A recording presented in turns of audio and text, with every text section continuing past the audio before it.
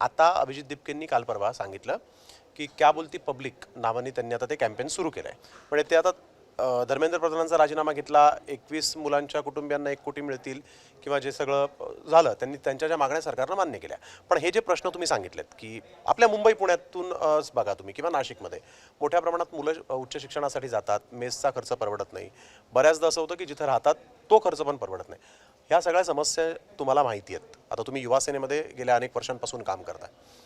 या सगळ्या समस्यांना घेऊन कसं निराकरण झालं पाहिजे, या मुलांना कसं म्हणजे चांगलं लाईफ मिळालं पाहिजे किंवा आपल्याकडचं जे कल्चर आहे शिक्षणाच्या बाबतीत ते कसं सुधारलं पाहिजे, एक युवा सेनेचा युवा कार्यकर्ता म्हणून काय वाटतं, काय करायला पाहिजे? नाही, यामध्ये तर तुम्ही बघा की आता शासनातर्फे जे काही युनिव्हर्सिटीज आहेत त्या युनिव्हर्सिटीज हे किती प्रमाणात म्हणजे त्यांचा आकडा हा प्रायव्हेट युनिव्हर्सिटीजच्या कंपॅरिझनमध्ये किती कमी होतोय तो आपल्याला पाहायला मिळतो.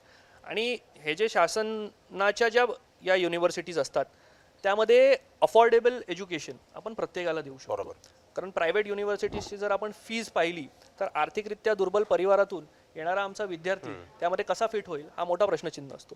आणि म्हणून या सगळ्या फॅसिलिटीज त्या ठिकाणी सक्षम करणं गरजेचं आहे. आज मुंबईसारख्या शहरामध्ये महाराष्ट्राच्या कानाकोपऱ्यातून मुलं शिकायला येतात. बरोबर. आज महानगरपालिकेच्या वतीनं आपण या मुलांसाठी काही हॉस्टेलची प्रोव्हिजन्स करू शकतो का, किंवा या युनिव्हर्सिटीजमध्ये तुम्ही हॉस्टेल अफोर्डेबल रेटला तुम्ही देऊ शकता का? आज आपल्याला बघायला लागेल की पुणे देखील एक एज्युकेशनचं हब आहे. त्या ठिकाणी आपण अशा प्रकारच्या सोयी सुविधा करू शकतो का?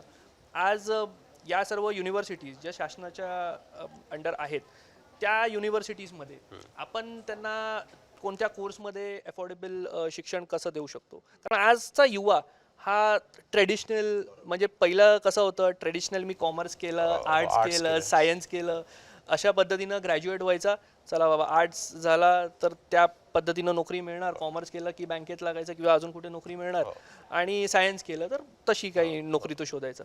पण आताचा जो युवा आहे त्याला त्याच्या मनातलं जी इच्छा आहे ती पण पूर्ण करायची आहे, प्लस घर चालवण्यासाठी जे महत्त्वाचं आहे ते देखील करायचं आहे.